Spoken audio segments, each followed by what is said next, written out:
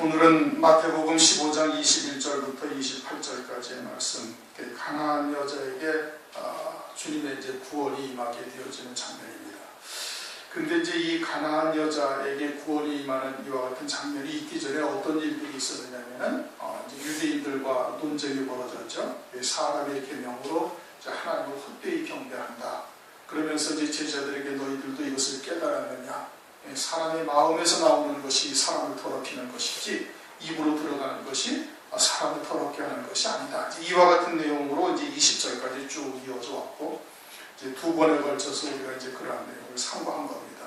그런 다음에 이어지는 내용이 이제 이 두로와 시돈 지방으로 가셔서 이제 가나안 여자를 만나고, 가나안 여자가 그 자기의 잣딸이 이제 흉악한 귀신이 들렸는데 그와 같은 귀신에서 이제 무효당을 받는 것이 구원을 이루시는 것이다, 이런 뜻입니다.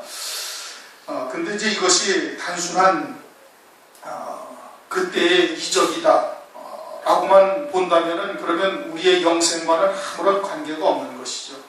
하나님께서 성경에 말씀을 기록해 놓으시고 우리에게 주신 것은 영생을 위해서 주신 것이거든요. 오늘날 우리들의 영원한 생명과 이 말씀이 어떠한 관계가 있는가, 이것을 볼 수가 있어야 되는 거예요.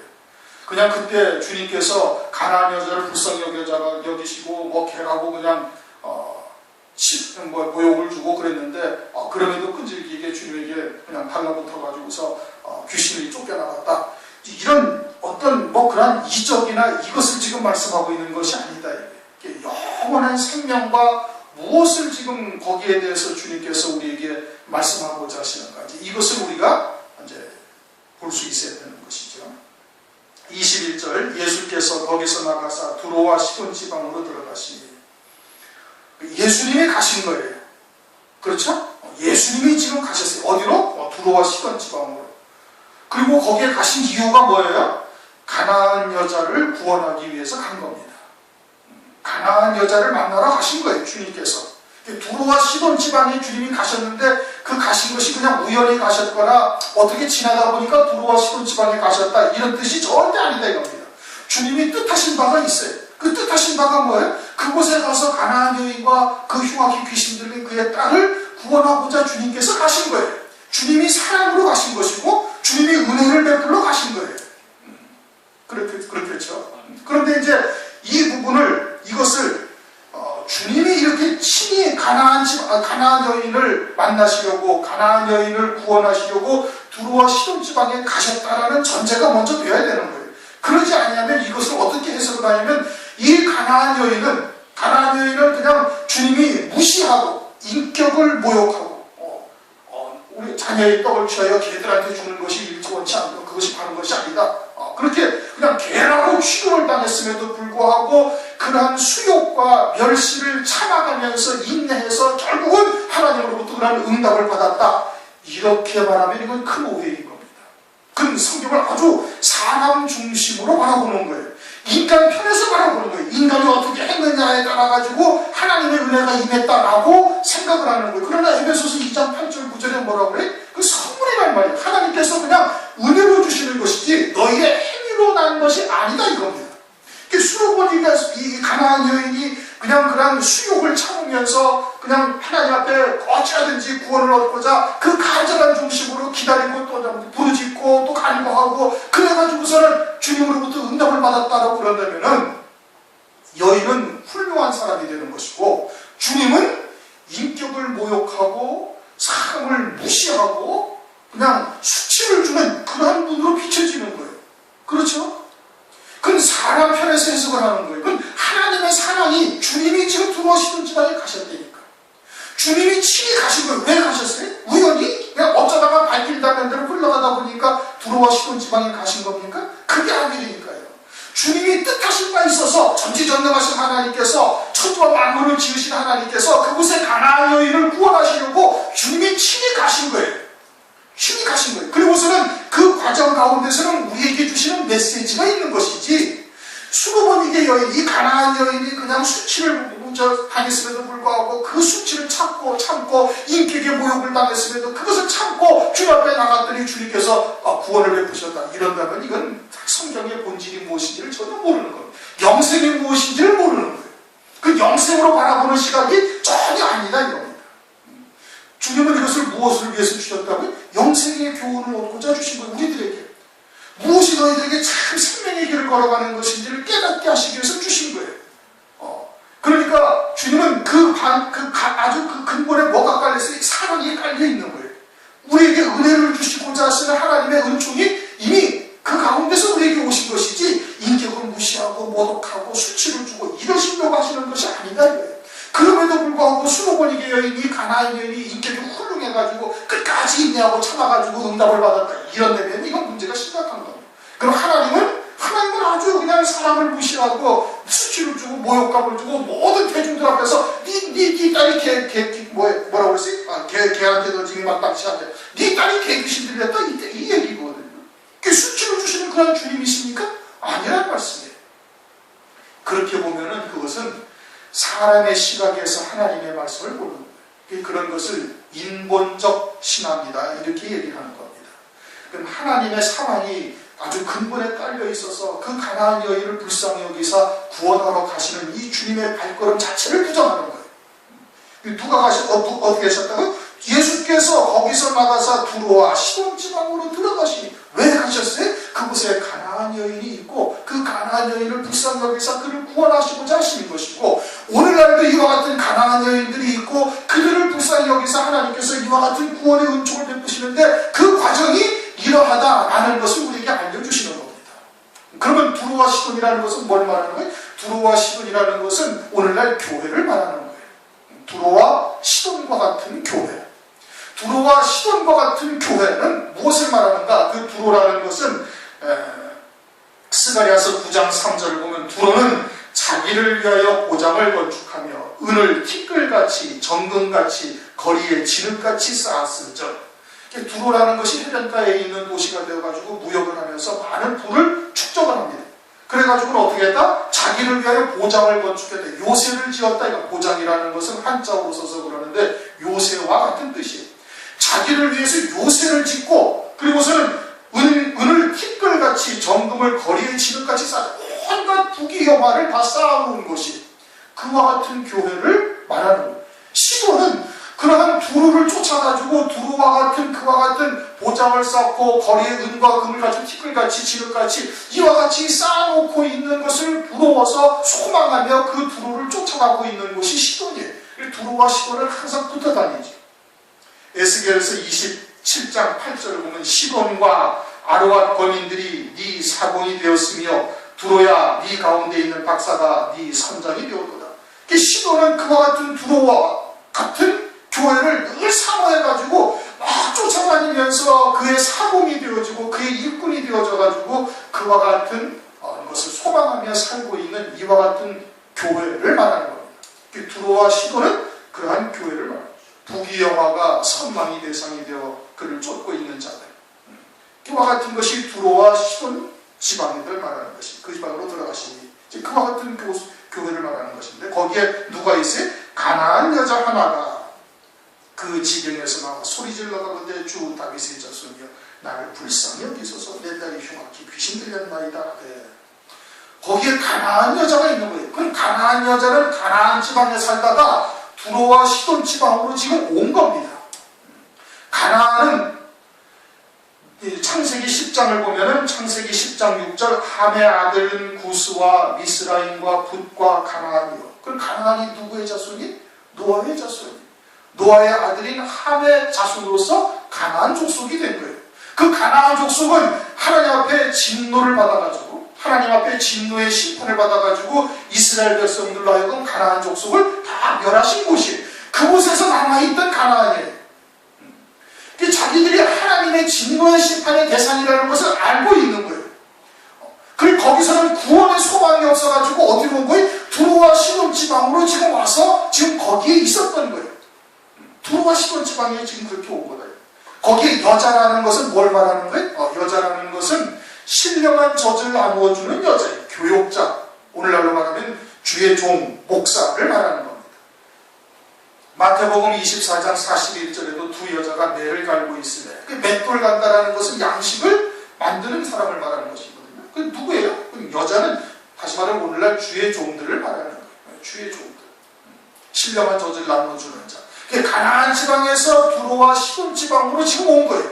가나안 지방을 어디다 했다고요? 가나안 7 족속들이 살고 있었는데 하나님의 진노를 받아가지고 이스라엘 백성들에 의해서 진멸함을 받은 거예요. 그 중에 이제 살아남아 있는 것이죠. 그러니까 우리가 가나안의 교훈으로서는 도저히 구원의 소망이 없다는 것을 깨닫고 어디로 왔어요? 두로와 시돈 지방에 지금 온 거다 이겁니다. 두로와 시돈 지방. 그러면서 주 다윗의 자손이요. 그런데 두로와 시돈 지방에 왔음에도 불구하고 거기서 구원의 소망을 받지 못한 거예요. 그래가지고서는 그러던 와중에 나사렛 예수를 딱 이제 만나게 된 겁니다. 주님이 거기를 찾아오신 거예요. 그래가지고 주 다윗의 자손이요. 이분이 우리 가나안 7 족속의 교훈으로 살다가 하나님의 진노의 심판을 받은 우리들에게 다윗의 왕국을 세우실 분이로구나 라는 것을 딱 깨달았다 이 말입니다. 그분이 메시아라는 것을 알았다는 얘기예요. 오늘날로 말하면은 우리의 심령이 가나안 7 족속이 살고 있는 심령과 마찬가지인 겁니다. 사람의 생각 또는 인간의 좋아하는 방법 또는 세상의 철학이나 세상의 또는 윤리도덕으로 살다가 그리스도가 무엇인지를 참된 진리의 말씀이 우리에게 찾아온 거예요. 임하신 거예요. 그리고서는 성령께서 무엇이 참이다, 무엇이 참된 생명의 길이다, 무엇이 진리다라는 것을 우리에게 깨닫게 하셨다 이겁니다.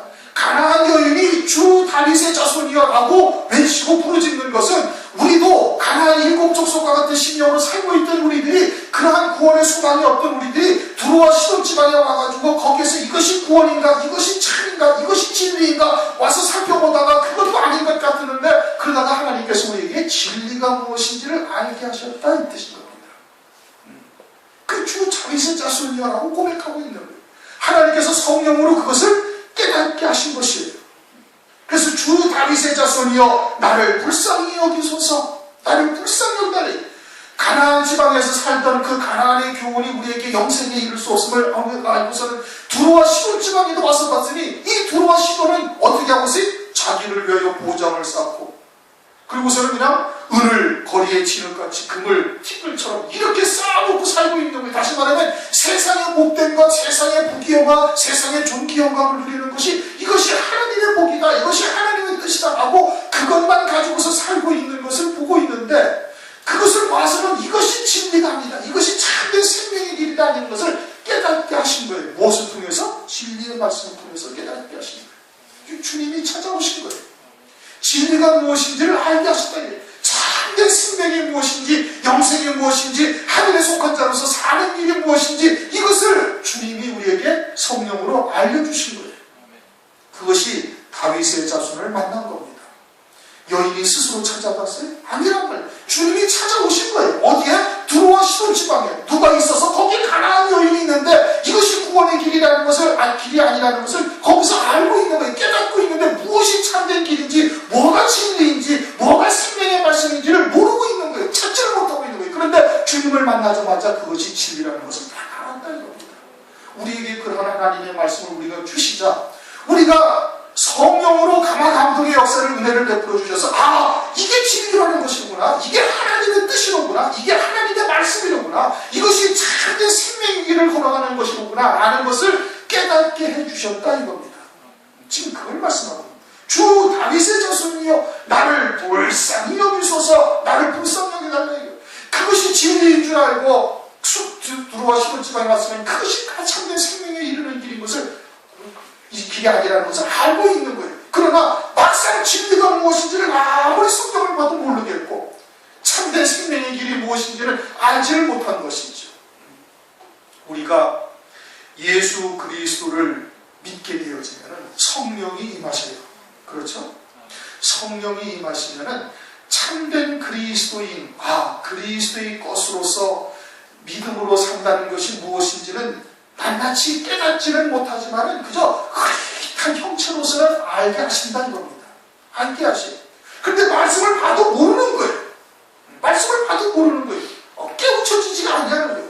그래가지고는 이 교회 에베소 교회 다니면서 무엇이 참된 진리의 말씀인가 알아봤는데 사실은 알아보니까 모든 말씀들이 다 뭐예요? 그냥 세상 복이나 추구하고 앉아있고 뭐 그러지 않으면 뭐 그냥 뭐 훌륭한 사람, 뭐 존경받는 사람, 뭐 세상의 윤리도덕이나 어떤 철학적인 그런 수준의 얘기를 하고 있고 그저 세상에서도 다 들을 수 있는 얘기들만 하고 있는 거예요. 그러니 처음에 예수 그리스도를 진심으로 영접하여 성령께서 보여주셨던 그 막연하지만 흐릿하지만 그와 같은 그리스도의 형상이 무엇인지는 모른다. 그러다가 참된 진리가 무엇인지를 하나님께서 보여주신 거예요. 깨우쳐 주신다. 주님이 찾아오신 거예요. 두루와 시돈 지방에 방황하고 있는 가나안인에게 주님이 찾아오신 것이다. 그래 이곳에 와서 보니 그 주님을 만나서 이곳에 와서 보니 이것을 도저히 우리에게 구원에 이르는 길을 알려주시는 그와 같은 말씀이 아니다. 세상에 속해서 세상에 속한 말을 하면서 미혹의 영에 속해 그렇게 살고 있다라는 것을 이 가나안 여자가 깨닫게 된 겁니다. 그래가지고서는 어떻게 됐다? 더 딸이 흉악히 귀신 들린다이다. 이전보다 더 아주 그냥 안 좋은 지경에까지 이르게 되었다 이겁니다. 왜? 거기도 가니까 온통 미혹의 영, 마귀의 자식들로 살고 앉아있으니 자기도 지금 온전한 구원의 길이 무엇인지를 몰라서 그냥 캄캄한 어둠 속에 더듬이같이 더듬으면서 겨우겨우 여기까지 왔는데 여기를 와서 보니까 완전히 흑암의 권세 아래 살고 있는 자들이었어요. 그러니까 어떻게? 상태가 더 악해졌다. 흉악히 귀신 들렸나이다. 23절 예수는 한 말씀도 대답지 않으시. 그러면 주님이 응답 좀 하셨으면 좋겠는데 주님이 그냥 이런 망구도 아예 쳐다보지도 아니하시는 무시하듯이 그냥 주님이 그냥 지나가시려고 올리시는 거예요. 아니 그렇게 다윗의 자손이요 지금 자신의 처지가 어땠어요? 가나안 땅에 구원이 소망이 없음을 알고서 시돈과 두루 지방에 와봤더니 여기도 더 악한 영들로 그냥 가득 차 있는 것이 그것을 깨닫고 진리가 무엇인지를 알고서 그래서 다윗의 자손이요라고 불렀단 말이에요. 우리 같으면은 참으로 진리가 무엇인지를 깨달아서 그 말씀을 쫓고자 많이 기도하면서 달려가고 있는 거예요. 우리도 그와 같은 믿음으로 살기를 원하고 하늘에 속한 자로서 오직 믿음으로 세상에 흔들리지 아니하고 세상에 요동치지 아니하고 아주 발산 같은 믿음을 가지고 세상이 감당할 수 없는 믿음을 가지고 우리도 살기를 원하나이다고 주님께 기도하는데 번번이 실족하고 번번이 넘어지고 그저 또 때가 되면 또 그렇게 그냥 실족하는 자신의 모습을 지금 바라보고 있는 거예요. 주님이 아무런 응답도 하지 아니하신다. 쳐다보지도 아니하시는. 그러자 제자들이 와서 청하여 말하되 그 여자가 우리 뒤에서 소리를 지르고 주님 그냥 계속 소리를 지르고 있는 거예요. 한 번만 그러는 것이 아니라 주 다윗의 자손이여 나를 무사하게 하겠다. 또 그냥 불을 치면서 부르짖으면서 막 그러니까 제자들이 성가셔가지고 주님 제 좀 어떻게 좀 해서 보내셔요. 그렇게 지금 이야기를 하고 있는 거예요. 그러자 24절 예수께서 대답하여 그랬을 때 나는 이스라엘 집에 잃어버린 양 외에는 다른 데로 보내심을 받지 아니하노라. 기껏 대답하시는 것이 그냥 아주 그냥 이런 지하에 딱 잘라버리는 거예요. 나는 이스라엘의 잃어버린 양 외에는 다른 데로 보내심을 받지 아니하였다. 이 가나안 여인이 얼마나 절망적이겠어요. 기껏 주님께서 한 말씀을 하셨는데 그 말씀이 가나안 여인 미워해도 참 고생했구나. 그래 불쌍히 여기나 그래 뭐가 문제냐 뭐 이렇게 대답을 하실 줄 알았는데 그러지 않냐고 어떻게 그냥 잃어버린 양 외에는 나는 보내심을 받지 않았다. 그러니 가나안 여인으로서는 어떻게 더 절망적인 상황이 지금 되어져 버린 것이다. 우리는 믿음으로 달려가고자 하나님께 부단히 기도하면서 진리가 무엇인지를 깨달았고 이 마지막 때 이 말세의 구원이 무엇인지를 알게 되어져가지고 우리도 어린 양의 생명책에 동명되기를 원합니다. 우리도 세상이 감당할 수 없는 그와 같은 믿음의 자리에 우리도 서기를 원합니다. 그렇게 부단히 기도하고 주님 앞에 더 가까이 다가가려고 그러는데 주님은 우리에게 응답하는 것 같지가 아니하시는 거예요. 사태는 어떻게 점점 더 안 좋은 쪽으로 가기도 하는 거예요. 주님이 전혀 외면하실 뿐만 아니라 외면하게 하는 것보다도 더해서 이제는 나는 너와 상관이 없다. 뭐 이런 식으로 지금 얘기를 하고 계신다는 겁니다. 우리의 상태가 더 안 좋아지는 쪽으로 지금 가고 있는 거예요. 그럼 왜 주님께서 왜 이렇게 말씀하시는가? 누가복음 18장 1절을 한번 보십시다. 누가복음 18장 1절.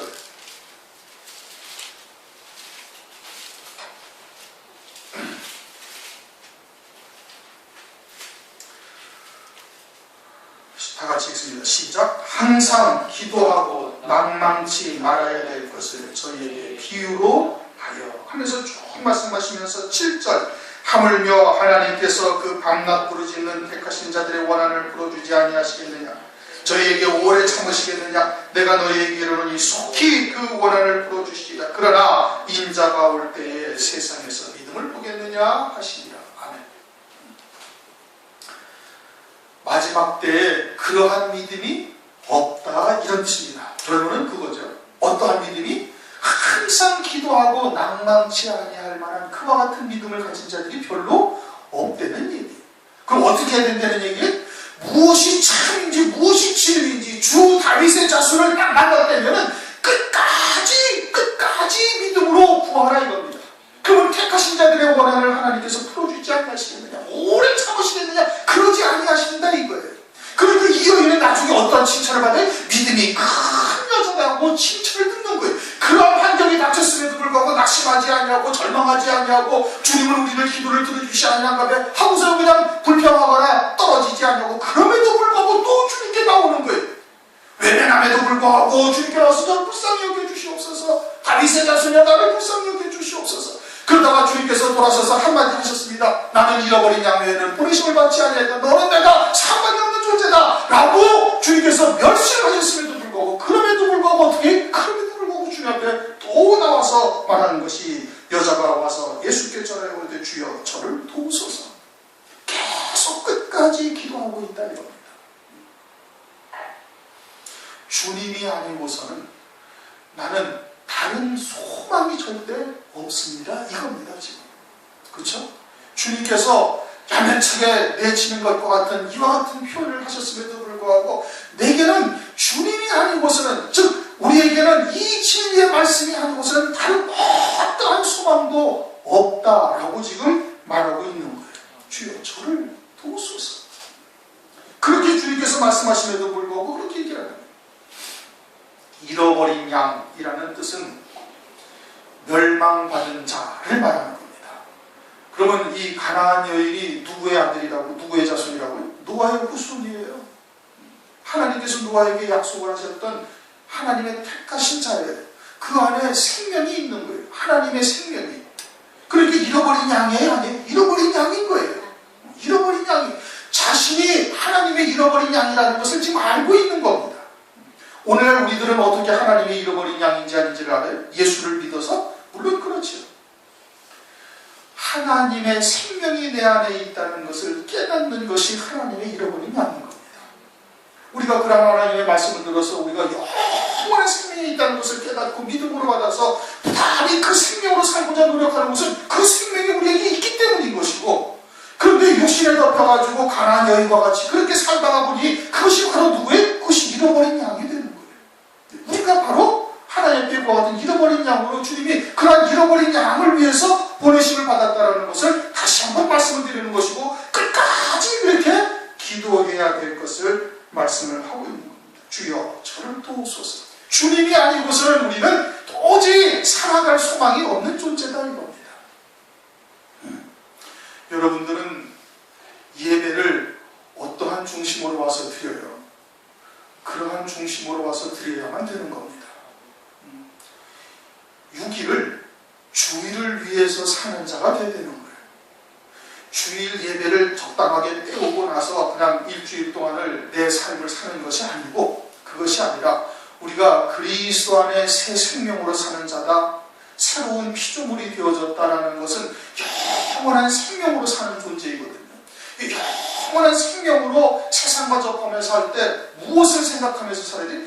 주일날 예배 드리는 것을 위해서 하나님 앞에 하나님의 온전한 생명으로 다시 또 세워지고 또 희망을 갖고 소망을 얻고 다시 힘을 얻을 수 있는, 하늘의 소망 가운데 힘을 얻을 수 있는 그 날을 위해서 6일을 살아야 되는 거예요. 그러면 주일을 절대 범할 수도 없고, 주일날 예배를 타성에 젖어서 드리지도 아니하고, 주일날 예배를 아주 그냥 절절한 심정으로 나와서 드리게 되는 거예요. 그래야 그 예배가 이 가나안 여인과 같은 중심의 예배가 되는 겁니다. 그래서 아주 잃어버린 양에는 내가 보내심을 받지 않았다. 그렇게 말하거든. 그럼에도 불구하고 주여 저를 도우소서. 난 주님이 아니고서는 도저히 소망이 없는 존재인 것입니다.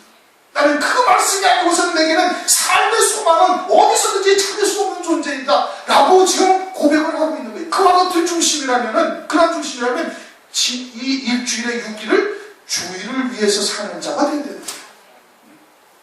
그러면 뭐 예배 시간 끄지는 일도 없는 것이고, 그 나와서 그 절절한 중심으로 드리는 예배가 하나님이 외면하실 일도 없는 것이고, 하나님이 아주 그냥 기뻐하면서 그 예배를 얼마나 흠양하시겠느냐. 시간이 지나다 보니까 이제 여러분들도 그렇지 않습니까? 두로와 시돈 지방과 같은 그와 같은 교회의 말씀들을 이제 그동안 많이들 듣고 그렇게 지냈는데, 그러다가 하나님께서 이렇게 서로 만나게 하셔가지고 그런 말씀을 듣고서는 어느 날 갑자기 딱 그냥 쇠망치로 얻어맞은 것처럼 이게 진리가 무엇인지를 깨닫게 하신 거예요. 그 주님이 찾아오신 겁니다. 주님이 찾아오셨어요. 그리고서는 그러한 말씀을 쫓아 믿음으로 살고자 결단을 하고, 정말 주님의 때가 다 됐구나, 재림하실 때가 됐구나, 신부가 무엇이구나, 그에게 붙은 자가 뭐고 첫째 부활의 영광이 무엇이구나, 이런 것을 우리가 듣고서는 아주 그냥 쇼크를 받았죠. 그렇지 않습니까? 그런데 이제 시간이 지나면서 좀 장 예배를 드리다 보니까 항상 들을 수 있는 말씀처럼 여러분 들으시면 안 되는 거예요. 그 타성에 젖으시면 절대 안 되는 겁니다. 어떻게 들어야 된다? 그냥 이 가나안 여인처럼 아주 그냥 절박한 심정으로 일주일 동안을 나가서 외부에서 사는 것이 에레미야서 다음에 에레미야 에가가 있죠. 에레미야 에가 5장 한번 보십시오. 에레미야 에가 5장 9절. 이사야서, 에레미야서 다음에 에레미야 에가가 있습니다. 에레미야 에가 5장 구약성경 5장 9절.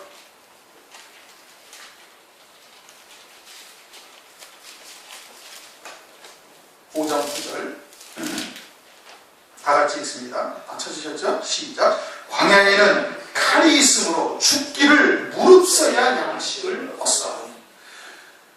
광야에는 칼이 있어가지고 가서 양식을 얻으려면 아주 죽을 각오를 하고 양식을 얻을 수밖에 없다. 그래야 겨우 하루 먹을 양식을 구한다는 얘기예요. 오늘날 교회가, 세상이, 또는 이 모든 것들이 다 광야에 칼이 있는 곳과 마찬가지인 겁니다. 칼은 어떤 칼이에요? 죽이는 칼이에요. 우리 영적인 생명을 죽이는 거예요. 어떻게 해서? 세상의 재물로 미혹하고, 세상에 또한 육신의 일락으로 미혹하고, 기타 등등으로 우리를 갖다가 영적으로 죽이는 그와 같은 일들을 하고 있는 것이. 그런데 그냥 영적으로 감각이 없어가지고 무덤덤하게 살고 있으면 그것도 깨닫지도 못하는 것이고, 그냥 광야의 그와 같은 칼로 그냥 온통 둘러 있다는 것을 깨닫고 있다면, 그러면 주일날 예배가 아주 그냥 결사적으로 나와서 드릴 수밖에 없는 겁니다. 예배를 통해서 우리가 힘을 얻고, 예배를 통해서 다시 한번 소망을 갖고, 다시 한번 믿음을 아주 간고히 할 수 있는 그와 같은 기회가 되는 것입니다. 그러니 예배를 얼마나 사모하겠어요. 그와 같이 되어져야 그냥 겨우 양식을 얻는다 이겁니다. 그러한 절박한 심정, 아주 이 가나안 여인처럼 절절한 중심이 아니고서는 참된 생명의 양식이 되지 못하는 거예요. 그냥 왔다가 그냥 지나가 버리고 만다 이겁니다. 그냥 타성에 젖은 예배, 그냥 습관적인 예배, 그냥 오늘도 주일이 됐으니까 그래 그냥 하나님 앞에 가야지. 그러고서는 와가지고 앉아있다가 그냥 예배드리고 가면 아무것도 남는 게 없는 거예요. 그냥 영적으로 무감각해져 있는 겁니다. 광야에 칼이 있다는 것이 무엇인지를 좀 깨닫지 못하는 거예요. 그리고는 그와 같이 아주 그냥 절박한 심정으로 죽음을 무릅써야 겨우 하루 먹을 양식을 먹을 수 있다는 것이 무엇인지를 모르는 것이죠. 지금이 상황이 그런 상황이거든요. 마귀는 얼마나 아주 그냥 재물의 권세가 가장 크죠. 지금 재물의 권세. 돈 있으면 안 되는 것이 거의 없다 할 정도가 아니겠어요. 거기에다가 육신의 일락으로 얼마나 많은 그냥 미혹의 역사가 범람을 하고 있습니다. 컴퓨터, 인터넷이니 스마트폰이니 등등 해가지고는 눈만 뜨면 다 그런 것으로 우리를 갖다가 무감각하게 만들어서 마치 소돔과 고모라에 살고 있는 롯과 같이 되어져 가고 있는 거예요. 지금 주님이 재림하실 때 겨우 소돔 문턱에 성문 문턱에 앉아있는 롯과 같은 존재로서 우리가 지금 살아가고 있는 거예요. 한 발짝발짝만 들어가면 그냥 소금에 들어가서 멸망당할 존재들인 겁니다. 그런데 주님이 오늘날 찾아오셔가지고 진리의 말씀이 무엇인지를 알게 하신 거예요. 그럼 어떻게 해야 된다? 아주 기도하고 낭망치 말아서 그냥 계속 끝까지 주님 앞에 그것을 구해야 된다. 도시에 사는 한 과부란 말씀이에요. 도시에. 시골에 사는 과부가 아니고 도시에 아주 물질문명이 발달한 곳에서 자기가 어느덧 거기에 젖어 살다 보니까 과부가 됐다는 것을 깨닫고 있는 거예요. 이 도시에 사는 과부가. 누가복음 18장 비유로 드신 말씀. 우리가 오늘날 그러한 중심으로 여러분이 예배를 드리셔야 되는 겁니다. 이 가나안 여인처럼 주님께서 그와 같이 우리에게 참 기도하고 믿음으로 달려가고자 하는데도 무언가 우리가 원치 아니하는 쪽으로 삶의 방향이 이끌어져 가고 고난의 연속이 되어지고 그러다 할지라도 끝까지 기도해야 된다. 이게 뭐가 참인 줄 알았으면 다윗의 자손이 누구신 줄 알았으면 누군지 알았으면 끝까지 그냥 매몰차게 내쳐도 제자들이 뭐라고 그러든 뭐 상황의 환경이 어떻게 되든 간에 그런 거에 그냥 개의치 아니하고 그분이 아니시고는 나는 죽을 수밖에 없는 존재라는 것을 깨닫고 어떻게 아주 절박한 심정으로 주님 앞에 나와야 되는 거예요. 그러자 26절 대답하여 가라사대 자네의 떡을 취하여 개들에게 던짐이 마땅치 아니하니라. 주님이 개라고 욕했다 뭐 이렇게 얘기를 하는데 개라고 욕하는 것이 아니라 네 딸이 개 귀신이 들렸다라는 것을 알려주시는 겁니다. 떡이라는 것은 뭐예요? 말씀이죠. 그러니 네 딸이 지금 개들에게 던짐이 마땅치 않다는 것은 네 딸이 지금 귀신 들렸나이다. 귀신 들린 것을 아는데 뭔지를 모르고 있는 거. 왜 몰라요? 진리가 무엇인지를 깨닫지 못하고 있으니까. 그러니까 어떻게 해야 딸이 그와 같은 흉악한 귀신에서 벗어날 수 있는지를 알지를 못하는 거예요. 그런데 주님께서 그것을 지금 알려주시는 겁니다. 개에게 던짐이 마땅치 않다. 네 딸이 개라는 얘기고 그것을 인격을 모욕하고 수치를 주려는 것이 아니라 무엇이 잘못되어져 있는지를 지금 알려주시는 거예요. 개 귀신이 들렸다.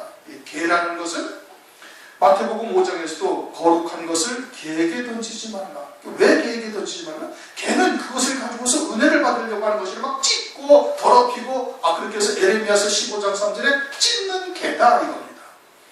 이 가나안 여인이 가나안의 교훈으로서는 구원의 소망이 없어서 두로와 시돈 지방에 와가지고 그들의 말씀이 어떠한지 들어보는데 그들의 말씀을 은혜를 받으려고 그들의 말씀을 하나님의 말씀과 비교해서 찾아보고 또 상고해보고 기도해보고 해도 그것이 온전한 말씀이 아닌 것을 깨닫고 있는 거예요. 그러다 보니까 점점 어떻게 점점 그냥 파헤치고 또 잘못된 것을 드러내고 이러다 보니까 어떻게 개 같은 악한 영들에게 잡히게 되어졌음을 지금 말씀을 하고 있는 겁니다. 요한계시록 2장을 보면은 요한계시록 2장 2절 에베소 교회에 하신 말씀인데 악한 자들을 용납지 아니한 것과 자칭 사도라 하되 아닌 자들을 시험하여 거짓된 것을 네가 드러낸 것과 라는 것을 칭찬해요. 악한 자들이나 거짓된 자들, 사도가 아닌 자들을 갖다가 하나님의 말씀이 그들이 증거하는 말씀들을 가지고서 잘못됐다는 것을 낱낱이 다 깨내가지고 그들이 갖다가 아니라는 것을 밝혀낸다 이겁니다. 그런데 그 에베소 교회에 책망을 하십니다. 계시록 2장 4절 그러나 너를 책망할 것이 있나니 너희 처음 사랑을 버렸느니라. 하나님의 그러한 사랑을 버렸다는 거예요. 왜 그래요? 아주 하나님의 말씀을 그냥 논리적으로만 분석하고 파악하고 그래서 잘못된 것을 낱낱이 드러내다 보니까 그러니 사랑이 배제되어져 있는 거예요. 그러다 보니까 점점 분석적인 사고방식만 갖게 되어지고 그래가지고서는 은혜를 받으려고 하는 것이 아니라 파헤치고 드러내는 일에만 아주 그냥 집중하게 되어져서 사랑을 버렸다. 주님께서 그렇게 책망을 하세요. 하나님께서 이스라엘 백성들에게 율법을 주셨어요. 율법을 주신 근본적인 뜻은 뭐예요? 근본적인 뜻은 너희들이 죄인이고 메시아를 소망하게 하시기 위해서 공학선생이 율법을 주신 거예요. 그런데 그 율법을 가지고 분석하고 막 그냥 파헤치고 그래가지고 철저히 율법을 지키다 보니까 하나님이 말씀하신 본질은 외면하고 그리고는 엉뚱한 그냥 거칠에만 지금 행하고 있는 것이 되어져 있는 것과 똑같은 거예요. 가나안 여인이 두로와 시돈 지방에 와가지고 그들의 말씀을 갖다가 가지고 은혜를 받으려고 파헤치고 분석을 하다 보니까 어떻게? 그러다 보니까 오히려 더 개같이 낱낱이 파헤치는 이와 같은 잘못된 영에 붙잡히게 되었다. 그렇게 지금 이야기를 하고 있는 거예요. 개들에게 던짐이 마땅치 아니하다. 여자가 그러되 주여 올소이다마는 개들도 제 주인의 상에서 떨어지는 부스러기를 먹나이다. 주님이 나의 주인이 되시고 주님이 아니고서는 우리가 도저히 구원의 소망이 없습니다 말하는 것을 계속해서 지금 주님에게 보여드리고 있는 겁니다. 그러자 이에 예수께서 대답하여 가라사대 여자여 내 믿음이 크도다. 믿음이 어떠하다? 믿음이 크다 이겁니다. 14장을 한번 가보십시다. 14장 31절 시작. 예수께서 즉시 손을 내밀어 저를 붙잡으시며 가라사대 믿음이 적은 자여 왜 의심하였느냐. 베드로가 주여 주님이시거든 저도 물 위로 걸어오게 하시옵소서. 그래 베드로야 너도 와라. 그래가지고 베드로가 물 위로 가다가 바람을 보고 무서워하여 빠져들어가는지라. 그래서 주여 나를 구원하소서 하니까 주님께서 하신 말씀이 믿음이 적다라고 책망하셨어요. 그래서 의심을 했다 이겁니다. 베드로는 책망을 받았는데 이 가나안 여인은 믿음이 크다고 칭찬을 받은 거예요. 베드로는 왜 책망을 받은 거예요? 바람을 보고 무서워해서 물속에 빠져들어갔어요. 주변의 환경을 바라보고 이게 주님의 말씀이고 내가 주님의 뜻을 쫓아 믿음으로 가고 있는데 뭐 이런 그냥 바람에 막 휙휙 불고 막 난리가 난 것이죠. 왜 이렇게 좋지 않은 환경들이 내게 다가오는가? 그럼 과연 내가 주님의 말씀을 지금 아까 전에 분명히 들었는가? 듣고서 지금 가고 있는 건가? 하면서 의심을 했다 이겁니다. 그런데 이 가나안 여인은 전혀 의심하지 아니한 거예요. 주님이 아니고서는 그냥 한 번 다윗의 자손이 누군지를 딱 보자마자 어떻게 아주 끝까지 조금도 요동하지 않냐고 환경이 어떻게 되든 주님이 외면을 하시든 주님이 나는 잃어버린 양에게는 보냄을 받지 아니하였다 라고 말씀을 하시든 어떻게든 전혀 개의치 않냐고 주님이 아니시고는 나는 구원의 소망이 없는 존재라는 것을 깨닫고 그냥 고백을 하고 달려가고 있는 거예요. 그와 같은 아주 절박한 심정으로 주님에게 나가고 있으니 주님께서 그것을 믿음이 크다라고 말씀을 하시는 겁니다. 광야에 칼이 있다. 우리가 에레미야가 5장 3절에 말씀을 하셨잖아요. 우리가 읽어봤죠. 오늘날 우리의 시대가 그러한 겁니다.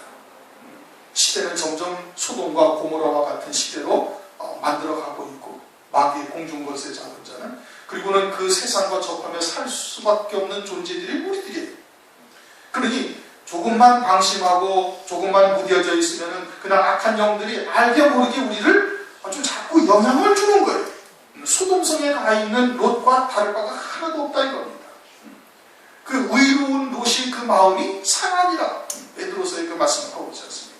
그렇게 늘 그것을 느끼면서 우리 자신은 지금 잘 깨닫지를 못하고 있을 뿐이지만 사실은 점점 소돔성 안으로 들어가는 그와 같은 상태나 마찬가지라고 볼 수가 있는 것이죠. 그러한 우리들에게 하나님께서 진리가 무엇인지를 알게 하신 거예요. 다윗의 자손이 찾아오신 거예요. 그럼 어떻게 해야 돼? 아주 끝까지 상황이 우리가 원치 아니하는 그런 방향으로 흘러간다 할지라도 베드로처럼 의심해서는 아니 되는 것이고 과연 내가 진리를 쫓아서 믿음으로 가고 있는가 아닌가 그런 거 의심해서는 아니 돼요. 주님이 무엇인지 진리가 무엇인지를 알다면 어떻게 돼? 끝까지 낭망치 말고 기도해야 된다 이겁니다. 택하신 자들의 원한을 하나님께서 풀어주지 않으시겠어요? 속히 하나님께서 응답지 않으시겠어요? 응답하신다. 그러나 세상 끝에 주의 재림의 때 마지막 때 인자가 올 때 세상에서 그러한 믿음을 보게 되면 별로 없다. 그런데 가나안 여인은 그렇게까지 믿음으로 주님 앞에 지금 나온 거예요. 사람의 계명을 앞에 말씀하시고 인자들이 그리고서는 사람의 마음이 모든 것을 그렇게 더럽게 한다. 이게 오늘날 그와 같은 사람의 계명 또는 그와 같이 노아의 홍수 때와 같이 그러한 홍수물로 범람하고 있는 것을 우리가 이미 보고 있는 겁니다. 이러한 때 그것이 광야에 칼이 있는 것과 마찬가지인 거예요. 우리가 그냥 영적으로 무감각해서 그냥 대충 이렇게 살면 그게 뭔지도 잘 모르는 것이죠. 그 롯과 같은 인생인 겁니다. 그러나 깨어있는 다윗의 자손이 우리에게 임하셔서 진리가 무엇인지를 알게 되었다면 그러면은 깨어있는 자가 된 것이고 그러다면 어떻게 돼? 끝까지 낭망치 말고 주님 앞에 기도하는 자가 되어야 되는 거예요. 무엇을 위해서? 주님이 우리에게 말씀에 보여주신 그 영광을 그 소망을 위해서 주님이 헛되이 우리에게 보여주신 거 아니에요. 뭐 장난치듯이 잠깐 보여주다 뺏는 것도 아니에요. 비록 상황이 우리가 원하지 아니하는 곳으로 흘러간다 할지라도 그래도 어떻게 금방 넘치 말아야 되는 것이 주님이 우리에게 찾아오신 아주 엄청난 은혜를 베풀어 주신 것이니까요. 이 가나안 여인이 지금 그것을 말씀하고 있는 겁니다. 주님이 모욕을 주거나 수치를 주거나 그럼에도 불구하고 끝까지 남아있어가지고 아주 응답을 받았다. 이것을 지금 말씀하고 있는 것이 아니에요. 세상이 그와 같은 것임을 우리에게 지금 영적으로 계시를 해주고 있는 겁니다. 환경이 그러한 쪽으로 흘러간다 할지라도 응답이 없는 것 같이 보인다 할지라도 그래도 흔들리지 아니하고 그냥 아주 절절한 심정으로 주님 앞에 나오는 자가 되어야 되는 거예요. 예배 중간에도 말씀을 드렸던 거지만은 우리가 주일 예배 이 시간을 위해서 일주일을 살아야 되는 겁니다. 그게 새 생명으로 사는 자라면 그것이 마땅한 거예요. 그런데 6일을 위해서 오늘을 대충 때우듯이 한다면 그건 크게 오해를 하고 있는 겁니다. 그래서 하나님의 은혜가 무엇인지 지금 가나안 여인과 같은 중심으로 주님 앞에 나오는 것이 절대 아닌 거예요. 혹여라도 그러진 아니하시겠지만 그렇게 생각을 했다면 이 기회에 완전히 그 생각을 바꾸셔야 됩니다. 그리고서는 이 예배를 위해서 일주일을 6일을 사셔야 되는 거예요. 그리고 이 예배를 위해서 아주 그렇게 정확한 심정으로 주님 앞에 나오신다면 그러면 하나님께서 반드시 응답하시는 겁니다. 반드시 역사를 하셔요. 왜? 주님은 그때를 위해서 지금 일하고 계시기 때문에. 그러니 그 믿음을 가진 자들을 얼마나 기뻐하시겠어요? 얼마나 하나님께서 응답하고 싶으시겠어요? 아가서를 우리가 선고했잖아요. 네가 나를 한 번 쳐다봄으로 내 마음을 다 빼앗겼다는 거예요. 그와 같은 중심으로 여러분들이 오늘도 승리하시기를 바라고 또 한 주간도 승리하시기를 주님 이름으로 축원합니다.